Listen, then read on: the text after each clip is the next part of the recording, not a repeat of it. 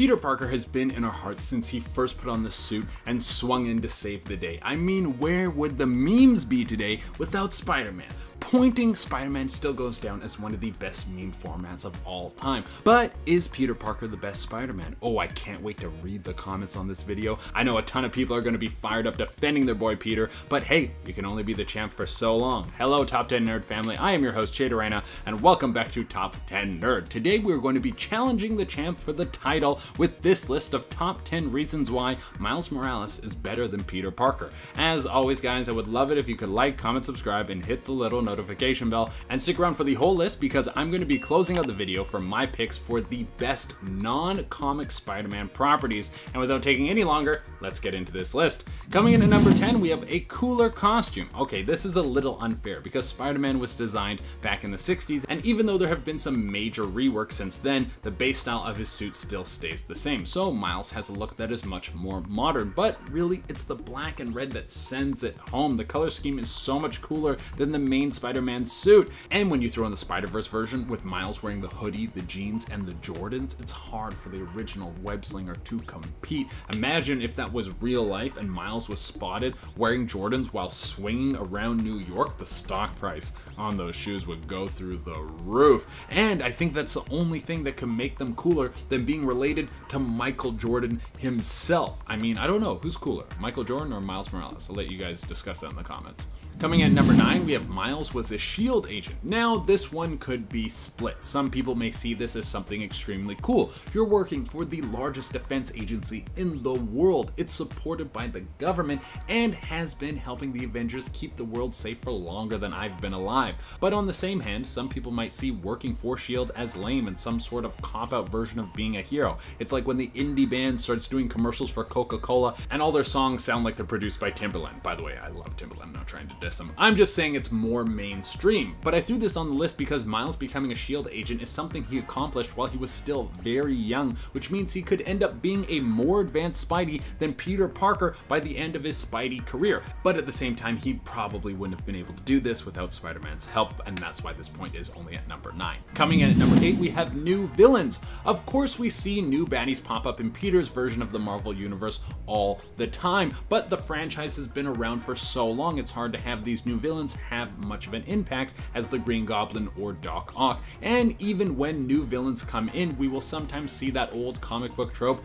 where it's actually a classic villain in disguise the whole time. We see this happen with Batman and the Joker a lot. But with Miles, he's such a fresh new character that introducing new villains gives them a chance to become the new arch enemy. This allows writers to carve out something new in a comic franchise that's already so cemented. Coming in at number 7, we have Into the Spider-Verse. Now, I might catch some heat for this, but I'm gonna put it on this list. Into the Spider-Verse might be the best Spider-Man movie ever. I mean, they all have a special place in my heart. The Sam Raimi movies kicked open the door for Marvel characters being on screen and racking in web loads of cash. The 2 Garfunkel movies, although they weren't the best, they showcased some villains that I was happy to see on screen, and the MCU has really captured the perfect version of Peter Parker. But Spider-Verse was phenomenal in so many other ways. For one, it was the most touching Spider-Man movie. The relationship built between Miles and his individual family members feels so much more real, and the Stan Lee scene legit made me cry. Also, the alternate universe clash of villains was so cool. I love the wide array of variants. The Doc Ock reveal in that movie might be my favorite part of the whole film. And to top it off, it had some unreal action scenes and opened up a mainstream audience to Miles and the concept of the comic book multiverse. Not to mention, the movie won an Oscar. Coming in at number 6, we have regeneration powers. Now, most heroes have some sort of advanced ability of regeneration. That's just a generic power that a lot of heroes can use, but with Miles, it's much more powerful. There have been several occasions where Miles has been getting pummeled by some sort of big baddie and bounces back faster than a dodgeball hitting that quiet kid in gym class. There was one occasion where Miles was being tortured by none other than Dr. Doom, and even after a long, exhausting saw-like treatment, Miles had enough gas in the tank to keep on punching and break free. When compared to Peter Parker, Miles can take a beating and come back punching way faster. Coming at number 5, we have Venom Bite. The traditional way for heroes to stop a villain in all superhero universes is with the fist-to-face approach. I mean, it has worked for over 100 years, so why stop now? Well, maybe there's a better way to do things with these thugs if you have the right powers to do so. If you wanted a stealthier, less violent approach, then Miles is your guy. Miles possesses an array of powers that Spider-Man doesn't have, one of those being the Venom Bite. It is a knockout skill that will send even some of the biggest baddies in the villain catalog to an early bedtime. Then you just gotta whip them up and wait for the cops to show up to take them away. It makes Miles the perfect stealth ninja and gives him the opportunity to come in and take bad guys out without a scratch. Coming in at number 4, we have Spider Camouflage. Think of how much money this guy saves on camo every year, because we're all spending a bunch of money on camo, right? That's not just me.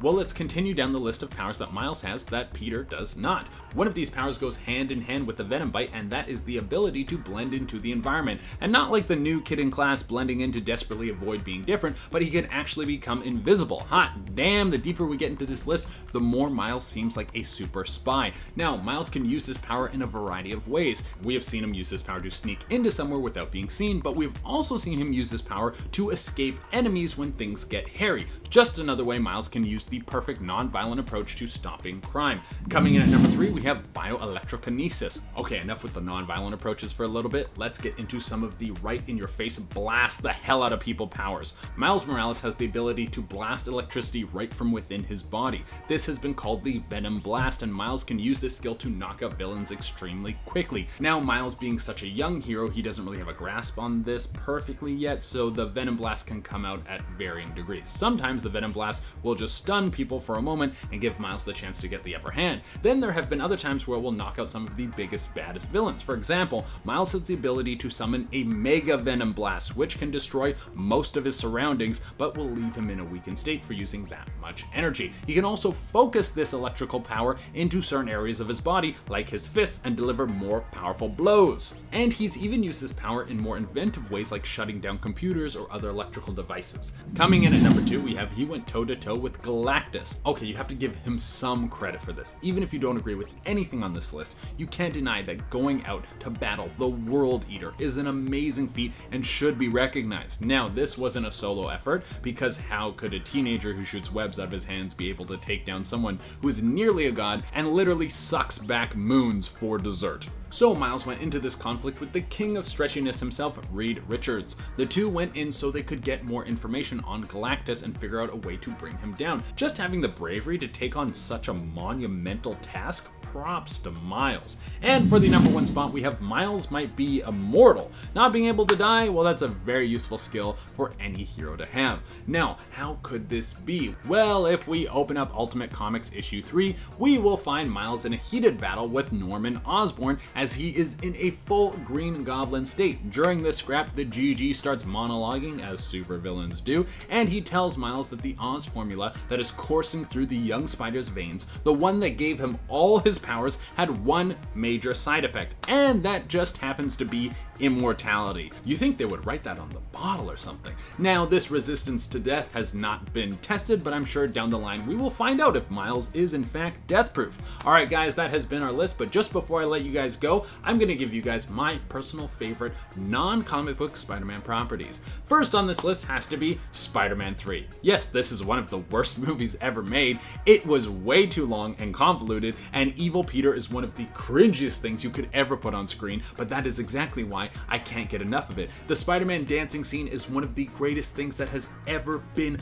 put into the universe, and the memes that have come out of it are absolutely amazing. My next pick is the original 60s Spider-Man cartoon. Nothing has stood the test of time better. Once again, this property is objectively bad, but it's so ridiculous that you could still sit down today and laugh through every episode. And of course, the memes from the 60s Spider-Man are fire. Also, this was the birthplace of the Spider-Man theme song, which is probably the most iconic piece of this character's history.